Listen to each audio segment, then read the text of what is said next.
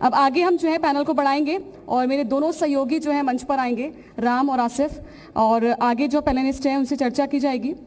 महेंद्र सिंह जी जो हैं वो हमारे बीच आ चुके हैं, जल शक्ति मिनिस्टर हैं यूपी के। सर, आपका बहुत बहुत स्वागत है, मंच पर आए आप। ब्रजेश पाठक जी हैं, minister of justice rural engineering UP, आपका भी बहुत बहुत स्वागत है मंच पर। तो उत्तर प्रदेश में किस तरह से इस विभाग के जरिए और विकास होगा, मिनिस्ट्री ऑफ जस्टिस की हम बात करते हैं और जस्टिस सभी को मिलना चाहिए और बहुत सारे सवाल इस पर खड़े भी होते हैं। तो उत्तर प्रदेश में दोनों ही मिनिस्टर्स के ऊपर, उनके कंधों पर जिम्मेदारी बड़ी भी है। इससे जुड़े सवाल मेरे दोनों सहयोगी करेंगे। Over to you. बहुत बहुत शुक्रिया नैन्सी, आपका बहुत धन्यवाद। और अभी आप समाजवादी पार्टी के प्रदेश अध्यक्ष को सुन रहे थे, उससे पहले सरकार का विजन आपने सुना। और अब दो बहुत महत्वपूर्ण मंत्रालय हैं, खासतौर से अगर जल के बिना तो कल की कल्पना की नहीं जा सकती, और किसी भी चीज का विधान ना हो, कानून ना हो, तो वो सीमाएं और दायरे तोड़ता हुआ चला जाता है, ठीक दिशा में काम करता नहीं है। तो दोनों उत्तर प्रदेश सरकार की एक तरह से रीढ़ हैं। बहुत बहुत स्वागत ब्रजेश पाठक जी आपका, महेंद्र सिंह जी आपका। और चर्चा की शुरुआत महेंद्र सिंह जी सबसे पहले आपके साथ, क्योंकि कई विभाग थे, उनको एक शक्ति बनाया जल शक्ति मंत्रालय, और फिर उसकी शक्ति आपको दे दी। आप कैसे देखते हैं पिछले 3.5 साल में, अभी जब आप देख रहे हैं मंत्रालय के काम को, विभाग के काम को और सरकार के काम को, तो किस तरह से आप एक मंत्री के रूप में रेट करेंगे सरकार के काम को? आपने जैसा कहा कि जल है तो कल है, जल है तो जीवन है, और वास्तव में आपके शरीर में और हम सबके शरीर में 2/3 से ज़्यादा जल है, और इस धरती पर भी 2/3 से ज़्यादा जल ही जल है। और सृष्टि की रचना में जो सबसे पहला तत्व आया था वो जल ही आया था। इसीलिए ऋग्वेद की सूक्तियों में 7वें मंडल की 27 सूक्तियाँ केवल जल के बारे में कही गई हैं। और इसी महत्ता को समझते हुए भारत के प्रधानमंत्री आदरणीय नरेंद्र भाई मोदी ने जल शक्ति मंत्रालय का गठन किया। जब दुनिया इस बात पर चर्चा कर रही कि जल को लेकर के अगला विश्व युद्ध होने की संभावना पर, तो मोदी जी ने कहा युद्ध नहीं होने देंगे, इसके लिए जल शक्ति मंत्रालय का उन्होंने गठन किया। मैं उनका स्वागत करता हूं, अभिनंदन करता हूं। और उनके जल शक्ति मंत्रालय गठन करने के बाद भारत का पहला राज्य योगी आदित्यनाथ जी के नेतृत्व में उत्तर प्रदेश बना, जिन्होंने जल शक्ति मंत्रालय का गठन किया। मैं स्वागत और अभिनंदन योगी आदित्यनाथ जी का भी करता हूं, और मैं सौभाग्यशाली हूं कि मेरे जैसे छोटे से कार्यकर्ता को इस महत्वपूर्ण जिम्मेदारी को दिया है। निश्चित रूप से जल सभी क्षेत्रों के लिए बहुत आवश्यक है। उत्तर प्रदेश अगर आप देखेंगे तो भारत नहीं, दुनिया के अंदर अगर देशों की तुलना की जाएगी तो पॉपुलेशन के अनुसार चौथा देश होता। अमेरिका, चाइना और इंडोनेशिया के बाद ब्राजील थोड़ा आगे था, अभी पीछे चला गया है। अगर हम जनसंख्या के दृष्टि से देखें तो हमारा उत्तर प्रदेश अब चौथे स्थान पर दुनिया, भारत को छोड़ दे तो होता। और इस दृष्टि से अगर हम देखें तो हमको पता चलता है कि जब हम देश आज़ाद हुआ था तो 1947 में 33 करोड़ पॉपुलेशन उत्तर प्रदेश की भारत की थी। और भारत की पॉपुलेशन को अगर पहली जनगणना 1951 और 52 की हुई तो 36 करोड़ पॉपुलेशन हुई। और उस समय जल की जो उपलब्धता थी उस आधार पर 5177 घन मीटर प्रति व्यक्ति जल उपलब्ध था। लेकिन देखते देखते जब 2001 की जनगणना हुई तो उसी जनगणना के आधार पर आप देखेंगे तो 102 करोड़ पर भारत पहुंच गया। और उस पॉपुलेशन के आधार पर आप जब देखेंगे तो 1545 घन मीटर प्रति व्यक्ति प्रति वर्ष जल उपलब्ध रहा। और जब 2011 में जनगणना हुई तो 1 अरब यानी 121 करोड़ पर हम पहुंच गए। और 121 करोड़ के भारत में घटता घटता जलस्तर 1444 पर पहुंच गया। धीरे धीरे करके पॉपुलेशन बढ़ रही है और जलस्तर घट रहा है।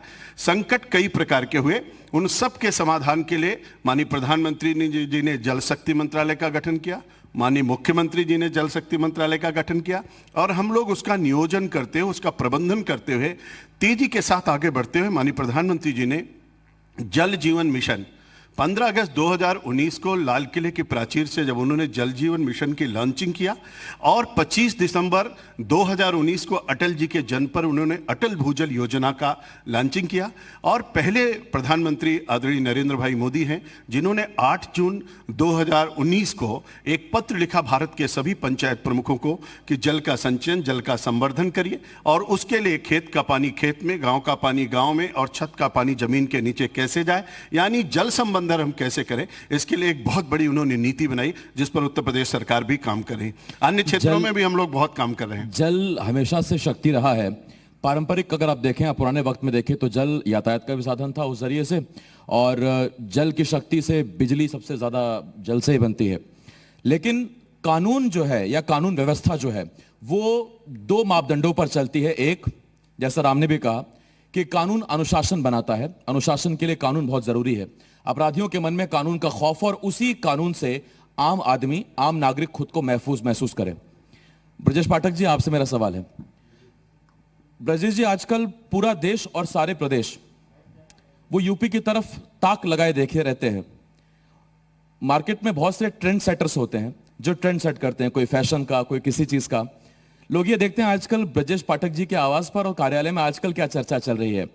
लव जिहाद के मामले में अगर कोई अपनी पहचान छिपाकर किसी लड़की को धोखा देता है, उसको सख्त सजा मिलनी चाहिए। आप धर्मांतरण कानून ला रहे हैं, आप इस बात का भी कानून ला रहे हैं कि माता पिता को जो त्याग दे, छोड़ दे, उनके साथ गलत काम करे, उनके खिलाफ भी सख्त सजा होनी चाहिए। तो लोग अब ये कह रहे हैं कि यूपी ट्रेंड सेटर बन रहा है ऐसे मामलों में जिन पर या तो अमूमन लोग बात करते नहीं या करना चाहते नहीं, और वहां यूपी एक नई सीख दे रहा है, एक नया कानून बना रहा है। सर, उत्तर प्रदेश राज्य आबादी के लिहाज से देश का सबसे बड़ा राज्य है। यहाँ लगभग 23 करोड़ लोग रहते हैं, और इस राज्य में सब लोग खुश रहें, सुखी रहें, व्यवस्थित रहें, यह हमारी जिम्मेदारी है। उत्तर प्रदेश में ये आम बात हो गई थी कि युवक युवतियां शादी करते हैं, लव मैरिज करते हैं, ये जायज़ है। हमारी सरकार का इसमें कोई हस्तक्षेप नहीं है। लेकिन कुछ नौजवान साथी अपना नाम बदल करके, छद्म नाम से, अपने धर्म को छुपा करके, गुड्डू बबलू टिंकू बन करके शादी करते थे, और शादी के बाद जब महिला को पता चलता था कि वो मुस्लिम समाज से हैं, उसके धर्म के नहीं हैं, फिर उससे कहते थे कि धर्म परिवर्तन करके दोबारा आप शादी करो। और दोबारा शादी करने के बाद जब उनका मन भर जाता था तो कुछ माह के अंदर, कुछ वर्ष के अंदर उनको सड़क पर छोड़ देते थे। हमारे लिए बहुत बड़ी चुनौती थी, और चुनौती इसलिए होती थी कि जब इस प्रकार की घटनाएं समाज में आती थीं तो विद्वेष की भावना फैलती थी, लड़ाई झगड़े होते थे, कभी कभी दंगे फसाद की भी नौबतें आती थी, यानी कानून व्यवस्था के लिए एक चुनौती खड़ी होती थी। तो हमारी सरकार ने, माननीय मुख्यमंत्री जी ने तय किया कि इसके लिए हम कड़ा कानून बनाएंगे।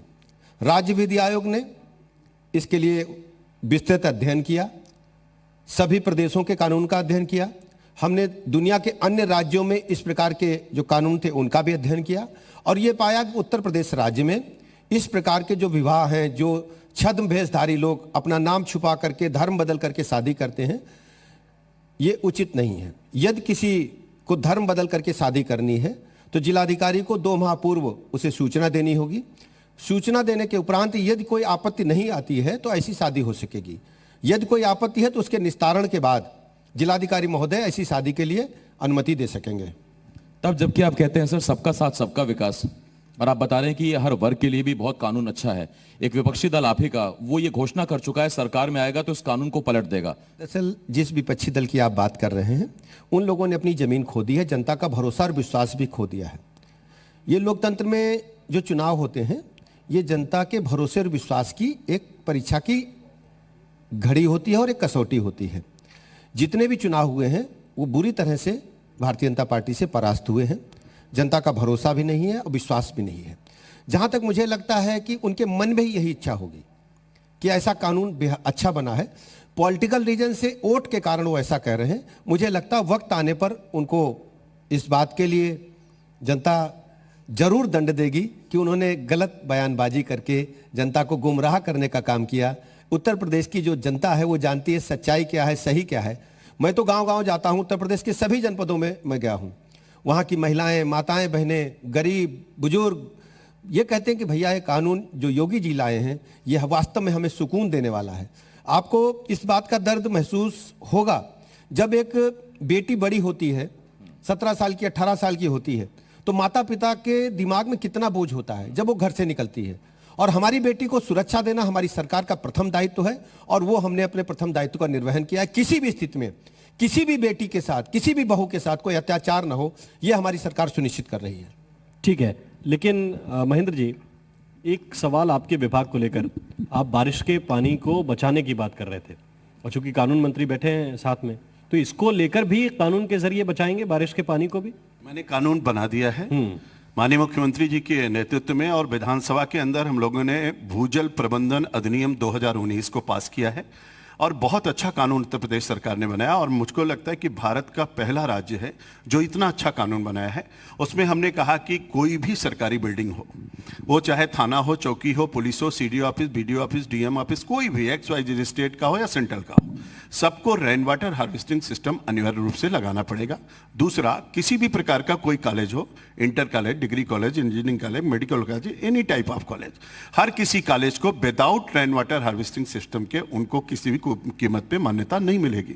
अगर मान्यता है तो रिन्यूअल नहीं होगा। इसी तरीके से हमने कहा कि अब किसी का भी नक्शा जो पास होता है उसमें रेन वाटर हार्वेस्टिंग सिस्टम अनिवार्य रूप से उनको लगाना पड़ेगा। ऐसे ही हम सब लोगों ने कहा है इंडस्ट्रियल एरिया जितने हैं, औद्योगिक क्षेत्र जितने हैं, उनको सबको भी उसमें अनिवार्य किया गया है।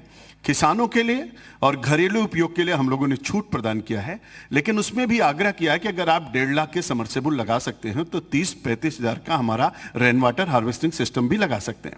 हम लोग इसके लिए जन जागरण भी कर रहे हैं, कानून के माध्यम से भी काम कर रहे हैं, तेजी के साथ उस कानून का प्रचार प्रसार भी करेंगे और हर किसी को इससे जोड़ेंगे, जिससे उत्तर प्रदेश के जितनी ब्लॉक हमारे डार्क जोन में चले गए हैं, क्रिटिकल में चले गए, सेमी क्रिटिकल में चले गए, उनको हम सेफ जोन में ले आ पाए और गिरते हुए जलस्तर को हम रोक सके। तो हम कानून भी बना रहे हैं, जन जागरण भी कर रहे हैं, लोगों को, जनता को जोड़ रहे हैं, जनशक्ति को जल शक्ति के साथ जोड़ करके हम एक नया आयाम उत्तर प्रदेश को देना चाहते हैं। लेकिन सर, महेंद्र सर, मेरा आपसे एक छोटा सवाल और भी है। हमने देखा जब ग्लोबलाइजेशन होता है, औद्योगिकरण होता है, तो उसका जो खामियाजा सीधा भुगतना पड़ता है वो हमारी वन संपदाओं, जल संपदाओं को भुगतना पड़ता है। हमने देखा फैक्ट्रीज चाहिए, लैंड चाहिए, जंगल उजाड़े जाते हैं।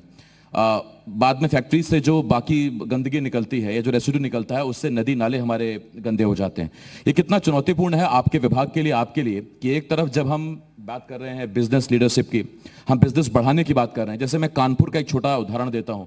कानपुर में हम मेगा लेदर, हम एक क्लस्टर तैयार करने की कोशिश कर रहे हैं। गंगा वहां से पास से निकलती है, गंगा भी साफ बनी रहे, लेदर जो क्लस्टर है, ड्रीम प्रोजेक्ट है योगी जी का, वो भी बना रहे, एक तारतम्य रहे, एक सामंजस्य रहे। वो कितना चुनौतीपूर्ण है आपके विभाग के लिए? निश्चित रूप से चुनौतीपूर्ण है, लेकिन मैं बधाई दूंगा आदरणीय प्रधानमंत्री जी को। नरेंद्र भाई मोदी जी ने जब नमामि गंगे का कार्यक्रम लिया अपने हाथ में और उसका परिणाम इतना सकारात्मक देखने को मिला है कि आज डीओ आप देखिए, आज आप जाइए और लोगों से बातचीत करिए तो लोग बताएंगे कि हमारी क्या स्थिति है, पानी की शुद्धता कितनी हुई है। हम लोगों ने तय किया कि गंगा के किनारे जितनी भी इंडस्ट्रियल एरिया हैं, कोई भी हो, छोटा हो बड़ा हो, सबको ट्रीटमेंट प्लांट लगाना ही पड़ेगा। कोई भी गंदा पानी उसमें नहीं डाल सकता है और कानून के तहत हम उस पर सख्त से सख्त कार्रवाई करेंगे अगर वो गंगा जी को किसी भी रूप में प्रदूषित करते हैं। गंगा जी में जो हमारे नाले बिजनौर से लेकर के बलिया तक हैं और अन्य नदियों में भी जितने नाले हैं उनको सबको हम टैप कर रहे हैं। एसटीपी हम तेजी के साथ बना रहे हैं। 104 एसटीपी इस समय उत्तर प्रदेश में काम कर रही है। हमारे जो 45 एसटीपी नमामि गंगे के तहत बनने थे उसमें से 17 पूर्ण हो गए हैं। बाकी पर काम चल रहा है, तेजी से हम उसको भी पूरा करेंगे। आज की तारीख में लगभग 3298 एमएलडी हम डिस्चार्ज कर रहे हैं। आगे जो हमारी 2200 एमएलडी बची है उसको भी हम जल्दी से ट्रीट करेंगे। एसटीपी हमारी तैयार हो रही है और इस तरीके से हम नालों को भी टैप कर रहे हैं, एसटीपी भी तेजी के साथ बना रहे हैं। और एक बहुत बड़ा काम किया है, अगर आपको याद हो कि हम लोगों ने जनवरी माह में एक गंगा यात्रा निकाली थी आदरणीय प्रधानमंत्री जी की प्रेरणा से, और उसमें हम लोगों ने 24 डिपार्टमेंटों को जोड़ करके कहा कि गंगा के दोनों तट पर हम वृक्षारोपण करेंगे, हम गंगा मैदान बनाएंगे, हम गंगा चबूतरा बनाएंगे, हम गंगा नर्सरी बनाएंगे, हम गंगा के दोनों तटों पर 5-5 किलोमीटर तक किसी प्रकार की कोई भी रासायनिक खाद का उपयोग नहीं करेंगे, गो आधारित खेती करेंगे, जैविक खेती करेंगे, फलदार वृक्ष लगाएंगे, यानी हर तरीके से गंगा को हम शुद्ध करेंगे। गंगा हमारे लिए जीवनदायिनी है, गंगा हमारे लिए मोक्षदायिनी है और गंगा को हम आस्था के साथ साथ अर्थ से भी जोड़ेंगे। और उत्तर प्रदेश की जितनी नदियां हैं सबको शुद्ध करने का बीड़ा हम लोगों ने उठाया है और आप सबका सहयोग मिलता रहेगा, जनता जनार्दन का सहयोग मिलेगा, हम इसमें कामयाब होंगे। मंत्री जी, आप गंगा यात्रा की बात कर रहे हैं जो निकाली बिजनौर से लेके कानपुर तक, उस यात्रा के साथ बतौर रिपोर्टर मैं भी आया। 6 दिन पर अलग अलग पड़ाव थे, हर एक जगह जहां जहां गंगा आरती हुई उनका साक्षी बना। लोगों में बदलाव तो हो रहा है, लोगों की सोच बदल रही है, गंगा की स्वच्छता भी हो रही है, लेकिन विपक्ष के लोग कहते हैं कि देखिए लॉकडाउन में गंगा साफ हो गई तो क्रेडिट लेने आप लोग आ जाते हैं। देखिए, मैं विपक्ष के लोगों से कहना चाहूंगा कि लॉकडाउन से पहले हमारा कुंभ हुआ था और उस कुंभ में दुनिया के 72 देशों के लोग आए थे। उन्होंने आचमन भी किया, स्नान भी किया और जलपान भी किया, गंगा जल पिया भी, और दुनिया के सारे देशों ने देखा और सराहना किया गंगा मैया कैसी पवित्र हैं, निर्मल हैं, अविरल हैं।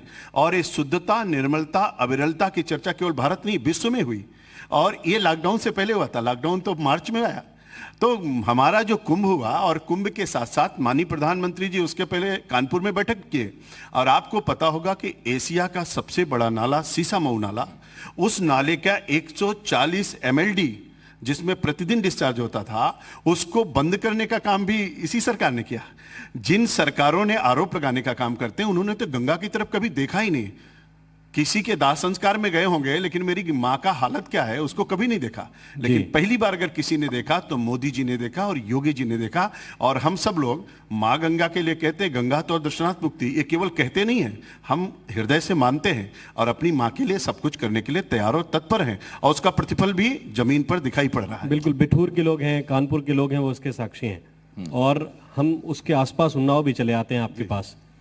सवाल आपसे ये है कि प्रधानमंत्री जब 2014 के लिए कैंपेनिंग कर रहे थे, तब उन्होंने एक बात कही थी उद्योगों के लिए कि जो पुराने कानून हैं उनका मकड़जाल खत्म हम आकर करेंगे।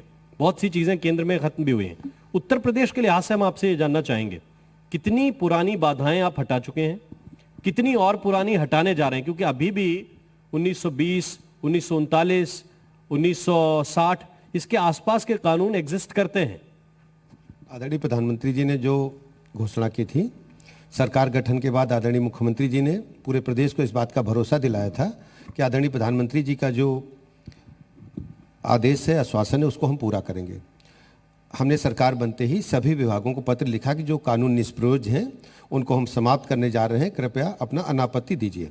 उस संबंध में लगभग 300 कानूनों का हमें अनापत्ति प्रमाण पत्र मिला, और हर सदन में, जब भी सदन उत्तर प्रदेश विधानसभा का होता है, सत्र में हम 50 से 55 ऐसे कानूनों को समाप्त करते हैं।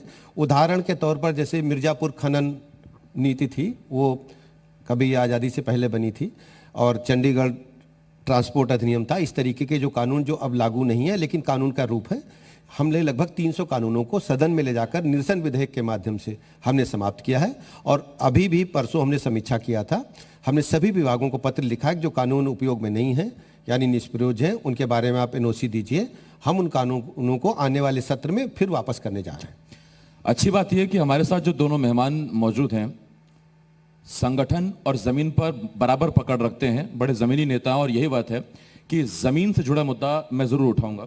पाठक साहब, मेरा आपसे एक छोटा सवाल, दो छोटी छोटी खबरें और बड़ी हाल की खबरें हैं और बहुत अहम खबरें हैं, उन्हीं पर मेरा सवाल है।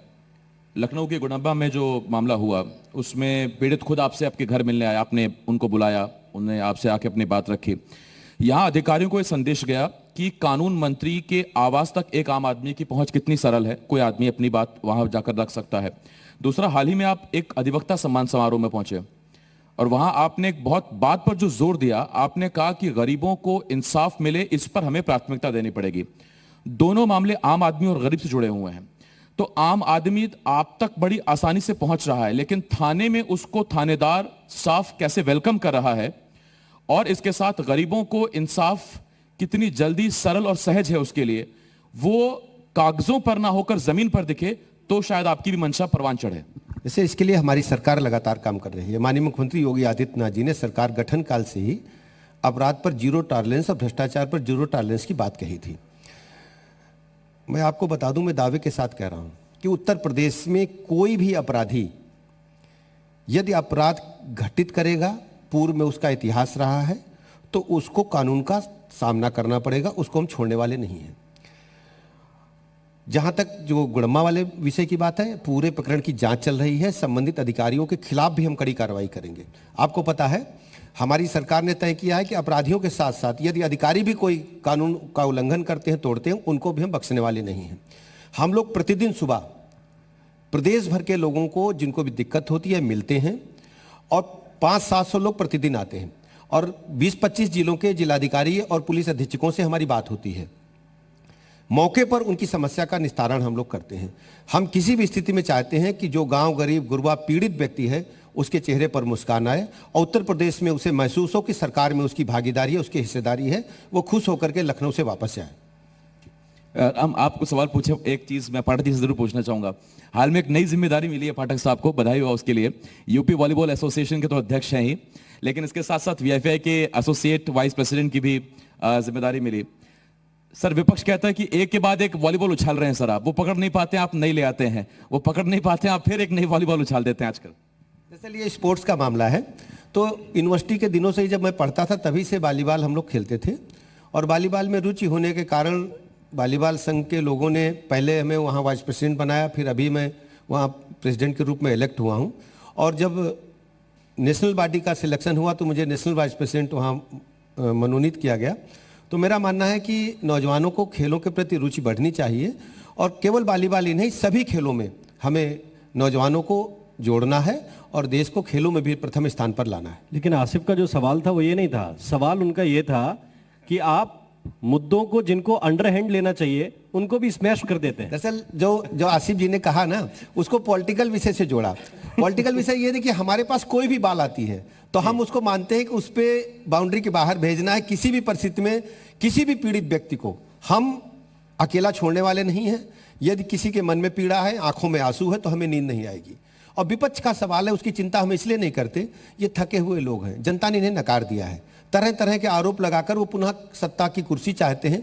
हमारे लिए कुर्सी विषय नहीं है, हमारे लिए लोगों का दुख विषय है। हम उनके दुख में भागीदार बनकर के, हमारी पूरी सरकार भागीदार बनके उनको वास्तव में मुख्य धारा में लाना चाहती है। विगत कई वर्षों से उनके साथ अत्याचार अनाचार होता रहा है, लगातार होता रहा है, कोई सुनता नहीं था। मंत्रियों के दरवाजे बंद रहते थे, सरकार सुनती नहीं थी। आज वही हालत है कि उत्तर प्रदेश में भारतीय जनता पार्टी के नेतृत्व में, आदरणीय मुख्यमंत्री योगी नाथ जी के नेतृत्व में बहुत तेजी के साथ सरकार आगे बढ़ रही है और लोगों में इसका भरोसा बढ़ रहा है। महेंद्र जी, एक सवाल आपसे, क्योंकि किसान आंदोलित हैं, दिल्ली को घेरे बैठे हुए हैं, उत्तर प्रदेश से भी कई संगठन हैं जो रोज हुंकार भरते हैं कि हमें देखिए कानून जब तक नहीं हट जाएंगे तब तक, लेकिन आप लोग किसानों के लिए, और खास चूंकि आपके पास मंत्रालय जल शक्ति है, सिंचाई बहुत बड़ी एक चुनौती किसानों के लिए कुछ क्षेत्रों में है। मैं बुंदेलखंड की बात करूंगा और बुंदेलखंड से जुड़े दो सवाल।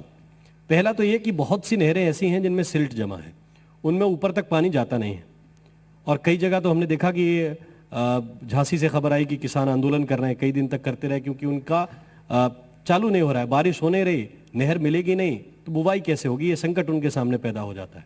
और दूसरा, बुंदेलखंड में जो नल जल योजना है, पीने का पानी है, पिछले दिनों हमने देखा कि वहां पे ट्रेन भेजनी पड़ी टैंकर वाली, कि भाई पानी के टैंकर वाली ट्रेन जाएगी। तो इन दोनों चुनौतियों को किस तरह से आप निपटा रहे हैं? बहुत अच्छी बात आपने कही है, और बुंदेलखंड से संबंधित कहा है, और उत्तर प्रदेश से संबंधित कहा, और किसान से संबंधित कहा।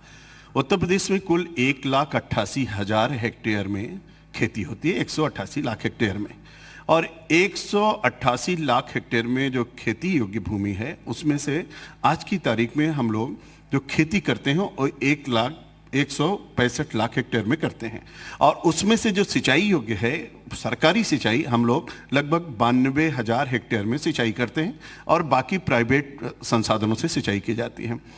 10,000 हमारी नहरें, 72,000 किलोमीटर, 34,401 ट्यूबवेल सरकारी, जिनके माध्यम से पंप नहरें 256, उनके माध्यम से हम सिंचाई करते हैं।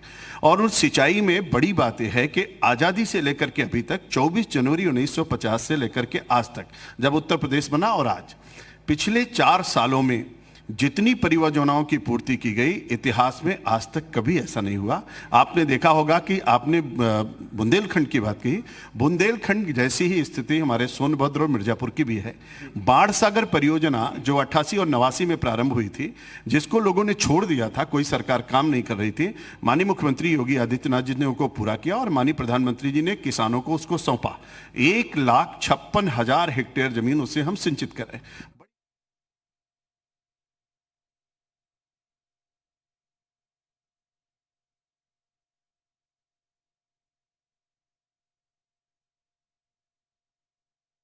स्प्रिंकलर के माध्यम से 42,000 जमीन सिंचित करेंगे।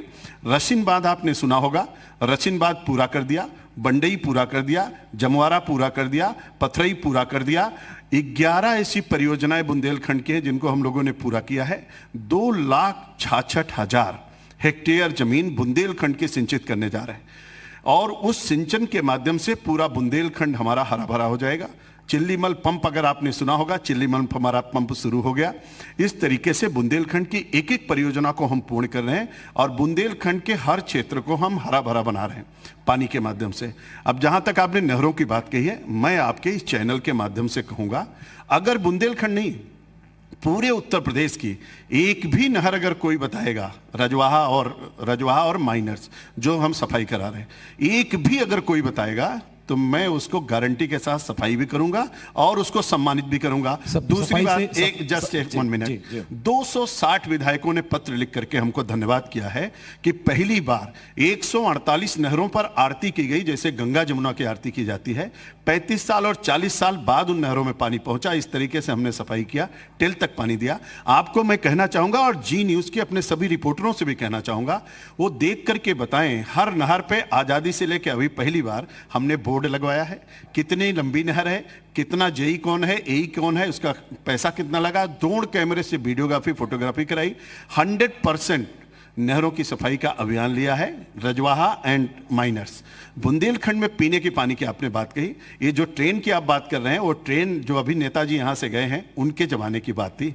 2017 के बाद बुंदेलखंड में लोग ढूंढते रहे कि पानी की समस्या मिल जाए, आज तक कोई पानी की समस्या नहीं मिली। और बड़ी बात है, आदरणीय प्रधानमंत्री जी के आशीर्वाद से, माननीय मुख्यमंत्री जी के नेतृत्व में जल जीवन मिशन के तहत हम लोगों ने बुंदेलखंड में हर घर नल योजना को प्रारंभ कर दिया है। 9,000 करोड़ रुपए की और 5,000 करोड़ रुपए की बिंद क्षेत्र में और 2022 तक इसको हम लोग, वैसे तो 24 महीने का टाइम है, इसमें 2 साल की योजना है, लेकिन सरफेस वाटर से, ग्राउंड वाटर से नहीं, सरफेस वाटर से शुद्ध पेयजल गांव-गांव, मजरे-मजरे, टोले-टोले, घर-घर पहुंचाने की वाटर को व्यवस्था अगर आप कन्वर्ट कर देते हैं सर ड्रिंकेबल वाटर में, तो फिर ग्राउंड वाटर की बचत होती है और वो भविष्य के लिए हम उससे बचा सकते हैं। बहुत अच्छा विचार है। सफाई की आपने बात की, मुझे एक हाल की खबर याद आई। आप मुरादाबाद के प्रभारी मंत्री भी हैं जी। अभी 1 हफ्ते की अंदर की खबर है, मंत्री जी आपका खौफ इतना है कि आपका काफिला निकलने वाला था मुरादाबाद से। कई चौक चौराहे ऐसे हैं जहां गंदगी बजबजाती थी और वहां प्रशासन को, नगर निगम को मालूम चला मंत्री जी आ रहे हैं, रातों रात सारे चौक चौराहे साफ हो गए।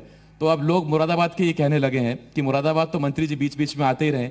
बाकी जिलों से भी मांग उठने लगी कि मंत्री जी का अगर यदा कदा काफिला गुजर जाए तो हमारा भी भला हो जाए, संसाधन भी वही है, अधिकारी भी वही है, आप गुजरते सफाई हो जाती है। आपने जनरल सफाई की बात कही, मैंने नहरों की सफाई की बात की। बड़ी बात है कि दोनों में बहुत अंतर है। वैसे भी उत्तर प्रदेश, अभी आपने देखा होगा जब सर्वे हुआ तो सफाई के मामले में और सभी स्कीमों के मामले में भारत के अंदर नंबर 1 पर जा रहा है। हर क्षेत्र में उत्तर प्रदेश नंबर 1 पर है। योगी जी ने जब से कमान संभाली है, मैं ग्राम विकास मंत्री था इसके पहले, जब मैं पहली मीटिंग में भारत सरकार में गया तो मैं 27वें पायदान पर था और जब 1 साल बाद में गया तो मैं भारत पर नंबर 1 के स्थान पर था।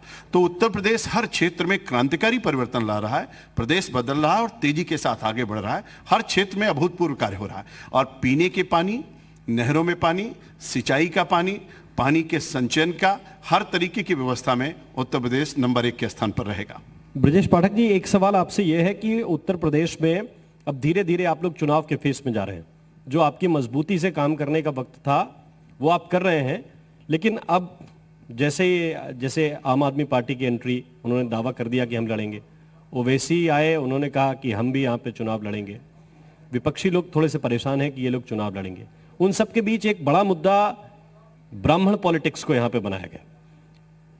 मायावती कह रहे हैं कि हम मूर्ति लगाएंगे परशुराम जी की, समाजवादी पार्टी कह रहे हैं हम उनसे बड़ी लगाएंगे। दोनों के बीच द्वंद्व चल रहा है और टारगेट बनाया जा रहा है योगी आदित्यनाथ को कि ये एंटी ब्राह्मण सरकार है।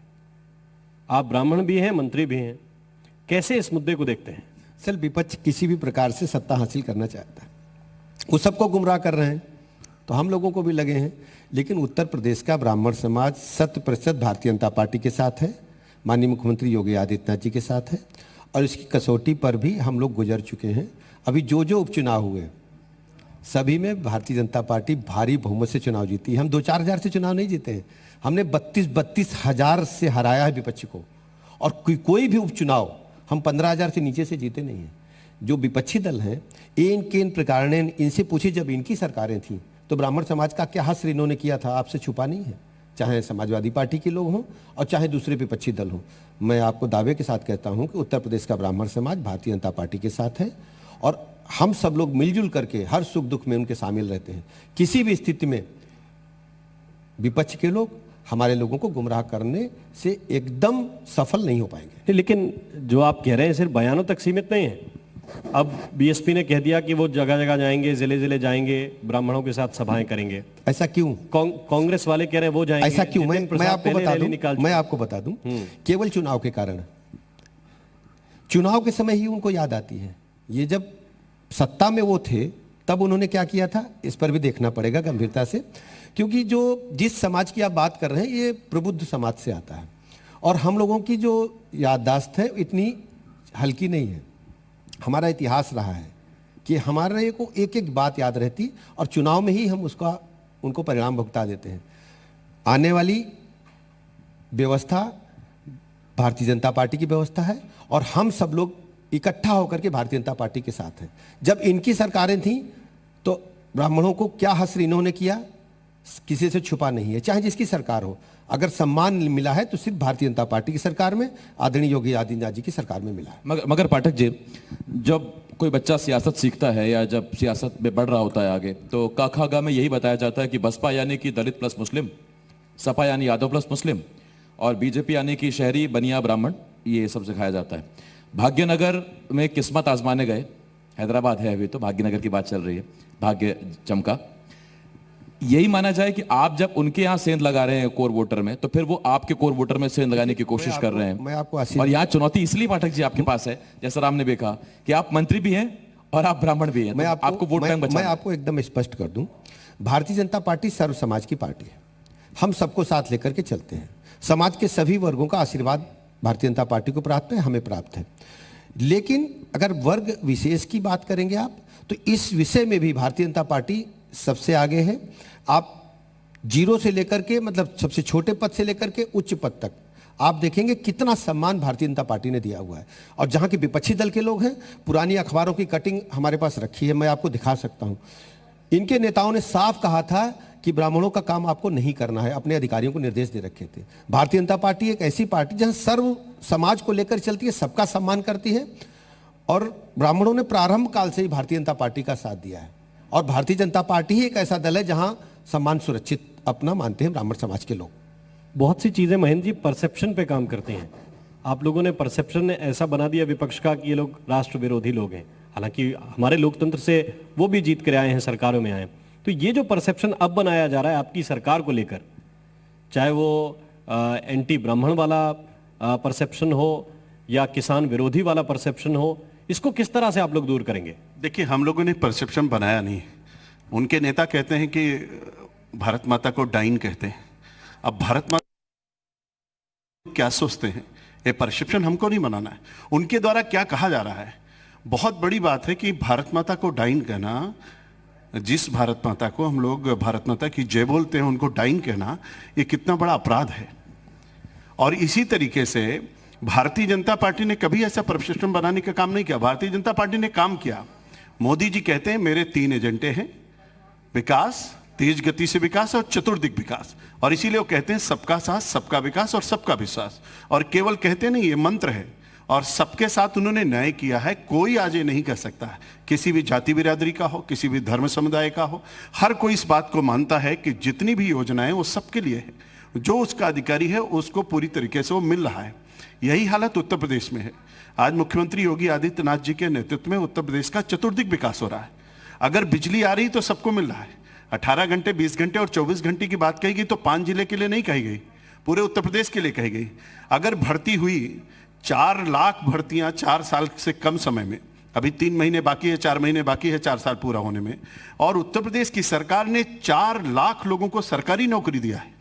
और अगर 1,37,253 पुलिस में भर्ती हुई तो कोई नहीं कह सकता कि केवल 5 जिले की भर्ती हुई, पूरे उत्तर प्रदेश के नौजवानों की भर्ती हुई।